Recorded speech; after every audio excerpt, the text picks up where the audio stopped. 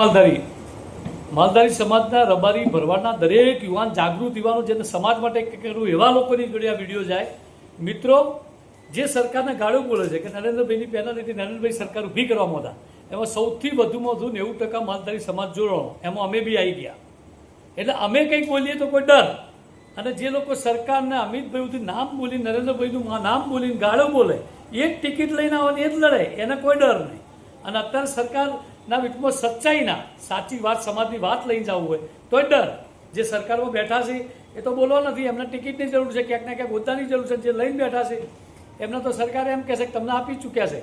તો આપણે કોઈ સ્વાર્થ નથી ટિકિટ લેવી નહીં કંઈ લેવું. તો સરકારમાં જે જોઈએ અન્ય સમાજોને જે મળ્યું છે એ તો આ સમાજને મળ્યું નથી. અમદાવાદ શહેર સિટી છે આખી, તો અમદાવાદ શહેરને વધુમાં વધુ આ સંખ્યા માલધારી કોઈ ધારાસભ્યની ટિકિટ મળી?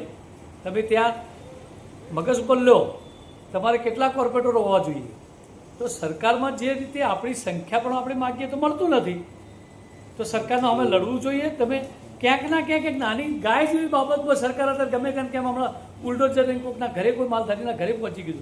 આ શું જો આવી બાબતે તમે નહીં બોલો તો તમે કોણ છો? માલધારી છો? કોણ છો? પછી સરકારમાં બેસી રહેલા તો લોકો બોલશે નહીં, પણ આપણે જો બોલવું હોય તો કંઈક તો કરવું પડશે ને.